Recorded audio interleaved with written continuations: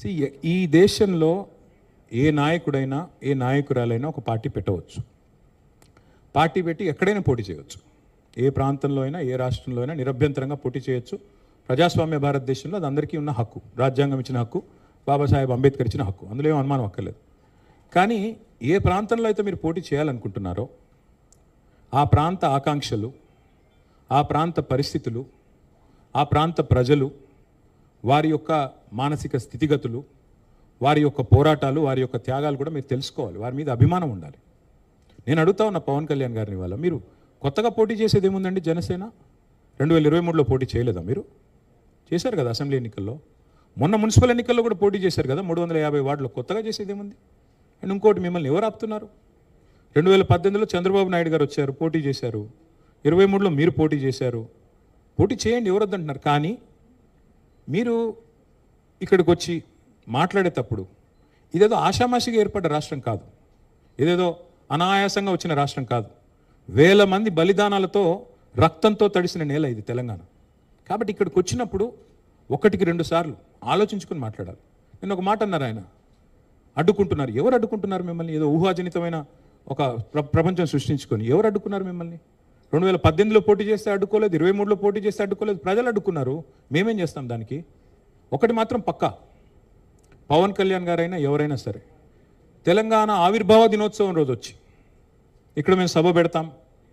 అది కూడా గతంలో నేను తెలంగాణ ఏర్పడ్డప్పుడు నాకు ఆ విభజించిన పద్ధతి నచ్చలేదు. ఒక ఆయన అంటాడు తల్లిని చంపి బిడ్డను బతికించారంటాడు, ఇంకొక ఆయన విభజించిన పద్ధతి నచ్చలేదు అంటాడు. ఇవన్నీ ఏంటంటే తెలుగు హైదరాబాదీ అల్ఫాజ్ మే బోల్నా అయితే గుమా ఫిరాకి బోల్నా బోల్తే ఇసుకో. నాకు ఇష్టం లేదు తెలంగాణ ఏర్పడని సీదా సీదా చెప్పక ఉల్టా పుల్టా మాటలు ఎందుకు? ఇది బాగలేదు, అది బాగలేదు. మరి నువ్వు అది బాగలేక ఇది బాగలేక 11 రోజులు అన్నం తినకుండా ఉంటే మళ్ళీ తెలంగాణ ఆవిర్భావ దినోత్సవం రోజు మీటింగ్ పెట్టాల్సిన అవసరం ఏముంది? సరే మీటింగ్ పెడదాం అనుకున్నావు, అడ్డుకున్నది ఎవరు? కాంగ్రెస్ ప్రభుత్వం. ఏమైనా అనాలనుకుంటే వాళ్ళని అనాలా? కాబట్టి పవన్ కళ్యాణ్ గారైనా ఎవరైనా ఈ దేశంలో ఎక్కడైనా పోటీ చేయొచ్చు, మాకు అభ్యంతరం లేదు. పోటీ చేశారు కూడా కదా మీరు. 2023 మేబీ ఆ బోత్ కరే. మీ అయ్యే జాగీరా. నేను ఒకటి మాత్రం పవన్ కళ్యాణ్ గారు గుర్తుపెట్టుకోవాలి, తెలంగాణ ఖచ్చితంగా తెలంగాణ భూమిపుత్రుల జాగీరు. తెలంగాణ భూమిపుత్రుల జాగీరే తెలంగాణ. ఇందులో ఎవరికి అనుమానం కూడా అక్కర్లేదు. 100%.